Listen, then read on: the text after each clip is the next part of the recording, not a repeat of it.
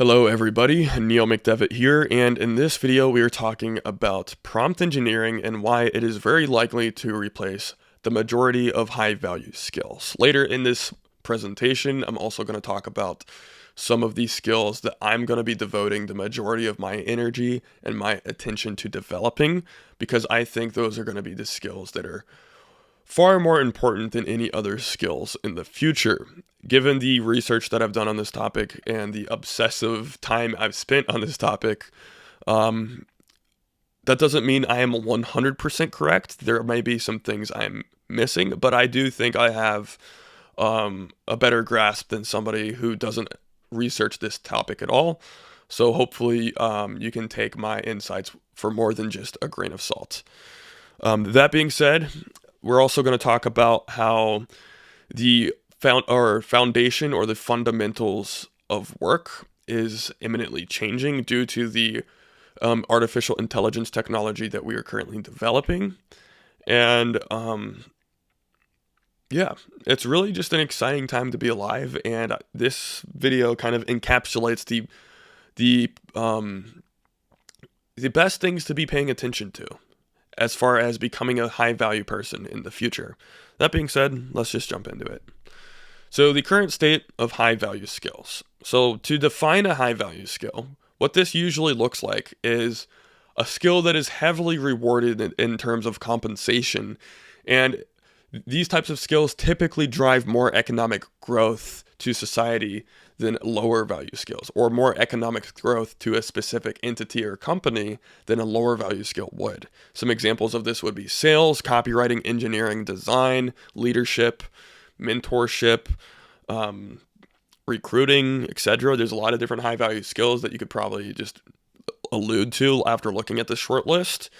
But that being said, while yes, all of these skills are very important and the tasks that these skills complete are likely to not go away, the way in which these tasks are completed is fundamentally changing. Meaning, as humans going forward, we must adapt a new skill set to be valuable in the new era of technology that we are approaching. And this has always happened throughout history during industrial revolutions. And what humans oftentimes forget is that the current state of our paradigm isn't always static, it is dynamic. But whenever we stay in a certain paradigm for 75 years like we currently have, it's hard to conceptualize what that could potentially be. And we oftentimes forget that our paradigms actually do change, because humans aren't very good at remembering things from the history that they have never even experienced and actually relating that to the society or the world that they're living in today. So all of this to say that we are going through a fourth industrial revolution. The foundation and the fundamentals of work is imminently changing, and we are already seeing this. And here are some insights as to how you can capitalize on that. So I thought it would be important to take a step back in time and look at the past industrial revolutions and to see how work has fundamentally changed so that we can continue the pattern into the future, because there is a consistent pattern as to what is happening here. So if we look back in time, we went from farming to working in textiles. So at the very core root of farming, the first principles of farming and the reasons why we did farming, and everybody did farming, was to simply provide for yourself and for your family and potentially any close friends or anybody in your very close tribe. That was pretty much it. Everybody was farming to keep themselves alive. And you really didn't have any worries outside of that. And then we moved very soon later into the world of having textiles and steam engines, where people weren't working just to keep themselves alive, but they're now working for their local community and to provide them with some more resources and more clothing. And they had a little bit more abundance outside of just keeping food on the table for their own family, because we now had systems and technology to help leverage the production of food and to feed people a bit more systematically and more effectively and efficiently and consistently. And then after we went after the textiles, we went to the inventions of the steam engines and railroads and automobiles, and we even had the invention of the first airplane. And we at this point we're still physically working with our hands, and we're still working with our brains as well. But now our work is a bit more abundant. Instead of working just for our family and keeping food on the table, or working just for our small tribe or community, we're now working for the entire country. With the invention or the advancements of mass production in the automobile, and having countrywide or nationwide railroads, we are now working on a country scale to condense the country and make it much more unified, much smaller place to be in. And it made things much more efficient, and made things travel much faster, and it made technological advancement and growth happen much quicker.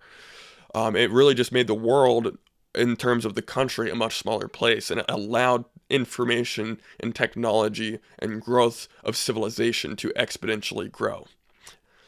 So now we can see a next level of abundance that came from that. And even furthermore, going from that era of working in factories and working on the store floor and working in production, to now the white collar era of working on digital computers and the internet. So here we see a very many layers of abstraction off of the foundational work that we were doing from farming, as you can tell. And now, from the work that we do on a computer, we see physical abstractions into the real world. We see all kinds of different abstractions into many different verticals, whether it's online infrastructure or physical infrastructure, just by sitting at a desk and typing and using cognitive labor more so than physical labor at this point, giving us a lot more leverage to create things with our mind and make further advancements intellectually rather than just physically. And this gives us the ability to have more space for innovation, and we see innovation happening much more frequently than it ever did in the past because of these advancements in leverage and technology. And it gives us the ability to have a very large amount of a large amount of abundance, especially if you live in a first world country. If you live in somewhere like America, there's not really a lot of people that lack food, water, or shelter.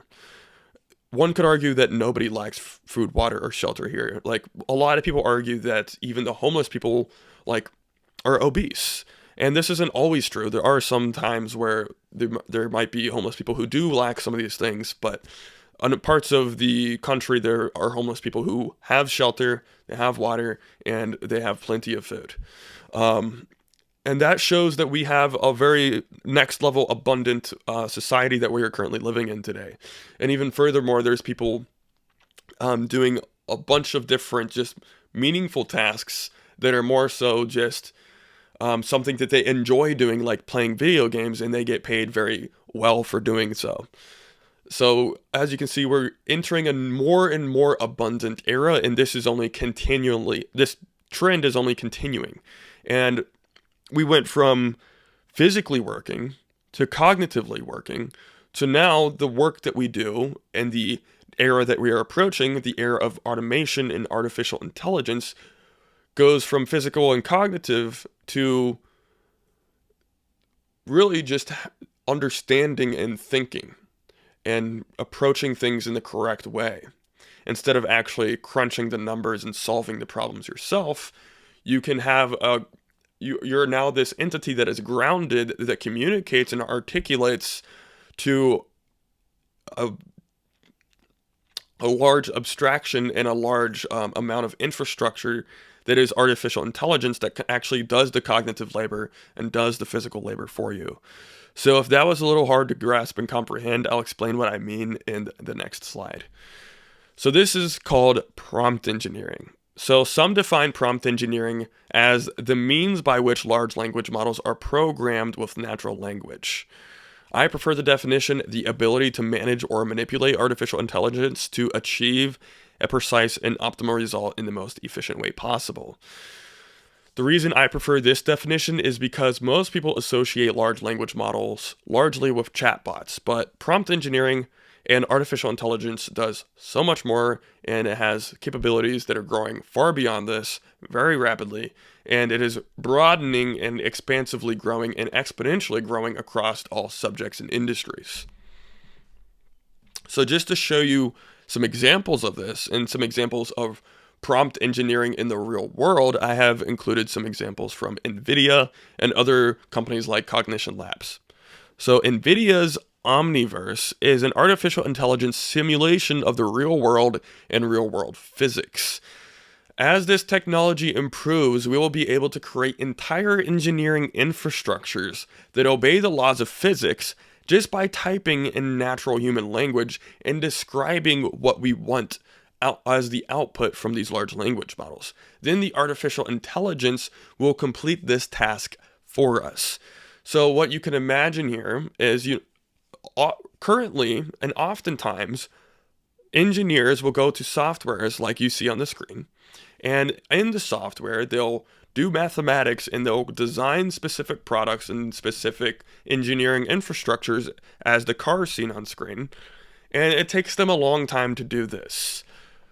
In the very near future, using things like NVIDIA's Omniverse, what we can do is just using natural human language, feed a prompt to the large language model or the AI in the platform, and given the prompt that we gave it, it builds the exact thing that we describe. So I could prompt it to build this car, and it'll do that 100% for me within a very short period of time, and it obeys the laws of physics.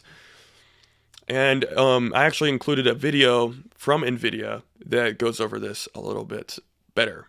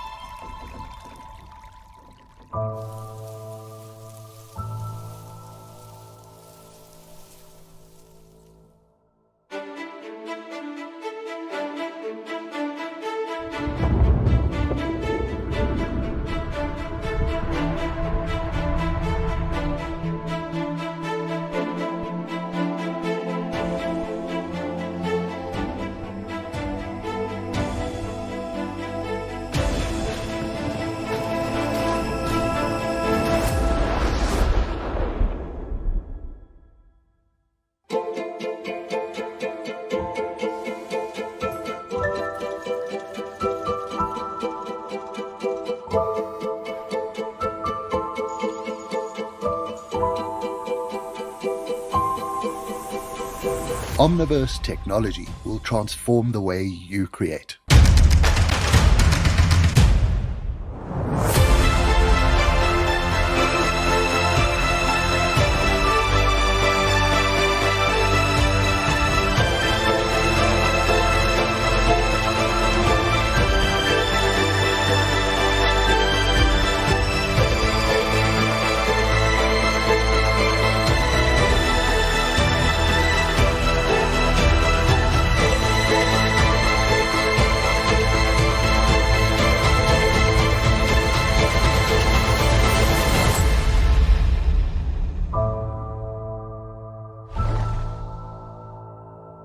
So as you can see, this stuff is pretty impressive. It does have a little bit of room to grow, but it is becoming more and more impressive, and it's becoming more and more accurate at simulating the physics of our world. And the next thing that we can cover is ElevenLabs Devin. Devin is an artificial intelligence software engineering platform that allows anybody to turn a natural human language into software or code. So you tell Devin what you want it to write in code, or you tell it what software you want it to create, the functionality of the software, and it'll create that for you. Just by you telling it to do so. In English, this artificial intelligence will write the software and create it for you. And this makes the skill of software engineering abundant and available to everybody who can speak English and everybody who has an imagination. So what does this mean? As artificial intelligence improves and the implications of it broaden, prompt engineering will become the highest valuable skill anybody could possibly master. And it's not going to be intrinsically hard to master, but there are other skills that pair with this that synergistically increase the value of it. So prompt engineering, speaking and writing in natural human language will become our new way of working. I think this is pretty obvious at this point, and we are already starting to see this in some industries. And from the words that we articulate, anywhere from 1 to 100,000 or any arbitrary number of tasks can be completed from something as simple and concise as a well-articulated and structured paragraph. Let's say we want to have artificial intelligence create a skyscraper, build any type of robots, solve any problems. We can just set the mission, vision, and values of the artificial intelligence to solve those things, and it'll complete an arbitrary number of tasks until it is completed. So we will no longer be bottlenecked by the current scarce availability of intelligence and labor as individuals, giving us the ability to turn any of our imaginations into a reality, which is exactly why I put Tony Stark on the screen, because really, while Tony Stark is a genius, is really the most genius thing that he has created is Jarvis, which he basically articulates his thoughts to, and it creates things for him. So what skills should we focus on building? When intelligence and labor is no longer a bottleneck for any of us, what skills should we develop? So I've listed a few of the skills that I'm going to be spending all of my attention and all of my energy on developing. That doesn't mean these skills are necessarily the best skills for everybody, but very broadly speaking, I think this is inevitably true that these skills are going to be very important in the near future. So I've listed first principles thinking and systems thinking, leadership, people skills, and presentation skills, a nuanced understanding of natural language, prompt engineering, understanding the laws of physics, and creativity. So let me just dive into these. First, principles thinking and systems thinking. The ability to think critically will always be important and will only become increasingly important when trying to keep up with the intelligence of the technology that we are creating. Being able to strip concepts down to the first principles, then systematically create outcomes, will arguably be the most important skill to master, so that we have the ability to grasp specific topics or information that these large language models are giving to us, or we have the ability to articulate and create desired outcomes in a very distilled manner from any type of topics or systems that we are thinking. Next is leadership, people skills, and presentation skills. So I think it's pretty obvious that people and leadership skills will be one of the largest separators of individuals in the future. The ability to appeal to, empathize with, and captivate crowds of people will always be valuable, and I think it will become more and more scarce as people aren't forced into situations that make them practice these skills as often. Currently, a lot of people have work where they're dealing with other people. But whenever that work goes away and they're not forced to deal with other people, but largely they're dealing with other artificial intelligence entities or robots, I believe that people's skills will become more scarce, and whoever forces themselves to practice these skills more will have a leg up on or an advantage in the future. Next is a nuanced understanding of natural language. So being able to articulate thoughts clearly and in an efficient and effective structure is very important, and I think the importance of this will only continue to grow as we move more and more so towards a society where largely the creations invented by human are simply built upon large or natural language alone, or just the ability to articulate clearly. If we think about it, while yes, it is already true that really the foundation of inventions is kind of distilled down to the very first principles of human language, because our thoughts are in human language, and the way we perceive thoughts are in human language, and the way we communicate thoughts are in human language, and ideas are in human language. But even furthermore, now the actual work that we do is going to be in only human language, which makes it more valuable than it has ever been before. because now this is the only skill that one needs to master. Next is prompt engineering, which I think this one's pretty obvious after covering everything we covered. But really, even furthermore into prompt engineering is really understanding the artificial intelligence and how it reacts and behaves to certain prompts, and so that you can get a better sense of what it's going to say and the outputs that it's going to have. The one on this list that I think is very underrated, but I think could be most important, or second to most important, is understanding the laws of physics. Honestly, this is the most important, besides systems thinking and first principles thinking. Understanding the laws of physics. When the constraints of intelligence and labor are relieved from us, the only real constraints we have to follow are the laws of physics. Having these laws always in the forefront of our minds when building things gives us a lens to look at the world through when creating whatever our imagination desires. It's hard to create art without some sort of constraints.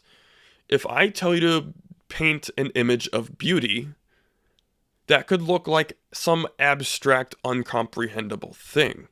But if I tell you to paint an image of a beautiful sunset using these specific colors and these specific things in the background, now we can comprehend exactly or very close to what you're going to paint. So really, without constraints, it's very hard to create art that is actually practical. Sure, you can create a very abstract representation of whatever somebody perceives the word beauty to mean, but what does that actually do? One could say, yes, it does do something because it means something to somebody, but I mean, really, if we look at what is useful in driving humanity and scaling us along like something like the Kardashev scale, for example, something that abstract isn't quite useful yet. Maybe it will be in the future, I can't tell, but currently it is not that useful.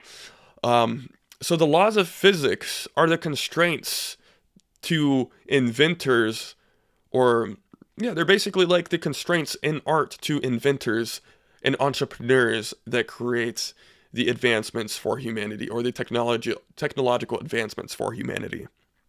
Which is why understanding the laws of physics are very important, because these will be one of the only constraints that we have. Therefore, whenever approaching different ideas or topics, it's going to be very hard to come up with something without knowing these constraints, because we're going to have an abundant number of opportunities to us because we have access to all of the information. And as long as we're good systems thinkers and we approach things from first principles, we could reasonably tackle any subject. But without first principles thinking, without understanding the laws of physics, it's going to be hard to know where to start from. Next is creativity. When physics becomes one of our only constraints, our ability to be creative and solve problems in completely unique ways becomes only limited by our creativity and our ability to apply first principles thinking. So creativity is something I do plan on exercising a lot. Honestly, I plan on attending some painting classes just so I can let my mind open up a little bit more. So we already know that prompt engineering is very powerful, and if you have practiced systems thinking and first principles thinking, you know that these are very powerful. But whenever you combine these two skills, you become an advanced practitioner at every single subject or knowledge domain seemingly overnight. Understanding how to approach problems from a first principles perspective, leveraging artificial intelligence to gain understanding on that topic, man will have the ability to create advanced creations by today's standards in any domain he wants to, even if he's a beginner. But really, you aren't a beginner because you have an abstraction of intelligence that is in your back pocket. So let me show you an example of this and what I mean. Let's say I want to build a robot that takes voice commands. I'm somebody who doesn't know how to do this on my own. I have no idea I don't know anything about hardware at all. So what I would do, if I were to do this, being myself, is I would first ask a large language model or an AI entity How would you approach creating a robot that can take voice commands to do simple tasks around my house, such as doing the laundry? Then this large language model will give me its response. It would say, I would approach it like this. And then I can define the first principles from that, or I could ask it to do that for me. And then I could say, what kinds of tools, parts, resources, or software would this require? So what components are required in the output of their overall system? And then it would give me a response. Then I could ask next, can you make me a blueprint with sequential steps going over how I could build this robot from scratch? Include in the instructions the required tools and when to use them, written code for the software that I would need, and whatever else, right? You get the point. Using first principles thinking, systems thinking, and prompt engineering, you can pretty much tackle any problem.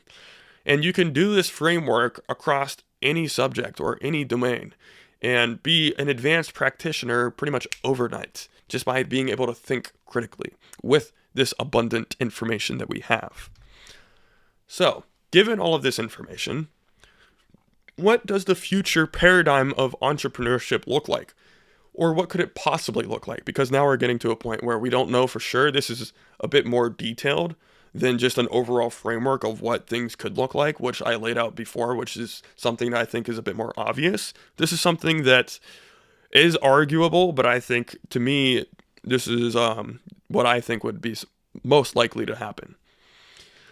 So, when we all have access to abundant intelligence and abundant labor, the only constraints are really the laws of physics, the ability to be creative, the ability to think critically, use systems thinking and first principles thinking, and the ability to properly leverage artificial intelligence. The future of entrepreneurship takes on a newer and one could argue a more pure and better form, at least in my opinion. Because really, the only constraint at that point is capital.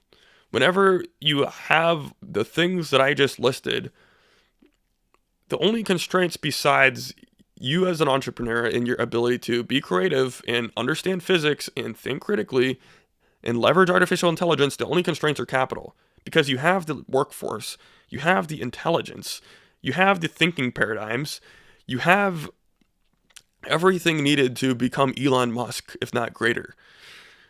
The only thing that really constrains you now is capital. So what I think, what's going to happen is it's going to come down to whoever has the best vision for the future of humanity, whoever understands how to leverage artificial intelligence the best, and can raise capital the best from venture capitalists or other investors, will ultimately have the majority of the economic power and be able to shape the world however they want, and will have the most successful companies.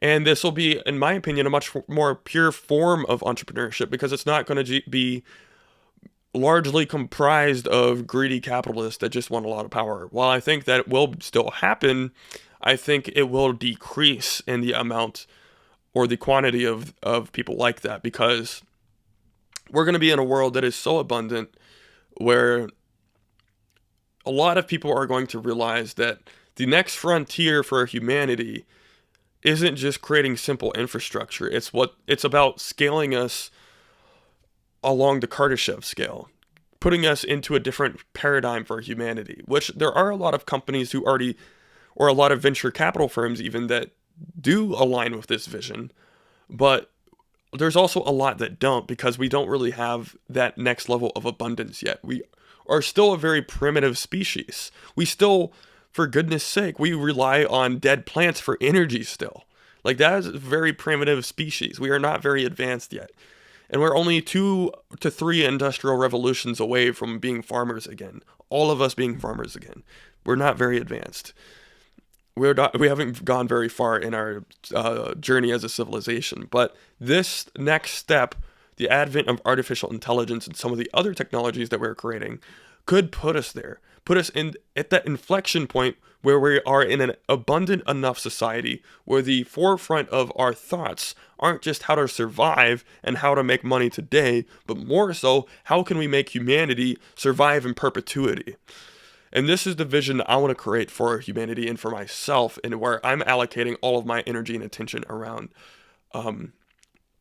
evolving into, and helping people see this possibility and see the realities that are coming this way.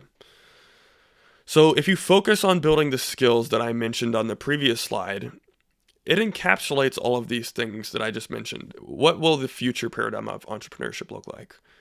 People who can raise capital, so people who have good presentation skills and good people skills. People who understand how to leverage artificial intelligence the best, so that is people who prompt engineer a lot and use this stuff a lot. And then whoever has the best vision for the future of humanity. So that's going to come down to systems thinking, first principles thinking, being very creative, and this understanding physics and the laws of physics, so that therefore you actually understand what is possible for humanity. And I think this is going to be the future of entrepreneurship. It already kind of is there-ish, but there's a lot of there's a large, what's the term? I don't know why I'm having a brain fart on this. There's a large gap that you have to have a lot of capital to be able to achieve these things. Sure, you can raise capital if you have a very good idea and you can convince people that you have the team and you have the knowledge and the experience to achieve it. But whenever we have this technology and we have this intelligence and we have the abundance of labor from the technologies that we are creating, the barrier of entry becomes almost zero. And the only thing that really limits us is our ability to raise capital, and not the ability to source talent or have access to talent or any of these different things. Because it's very hard to go raise venture if you don't already have somewhat of a team and you don't already have somewhat of a proof of concept. But if you have artificial intelligence and a technology, it's going to be very easy to get your first form of product market fit and create a vision and prove that you have the resources to actually make it a reality. So on this slide, I've included some prompt engineering terms to help anybody who is interested in learning these skills with prompt engineering. I don't want to go over this too in depth because I plan to more so on videos in the future, but you can go ahead and screenshot this slide because this is a pretty powerful framework whenever creating prompts, and you can use these to basically get artificial intelligence to do the majority of things that you want it to do.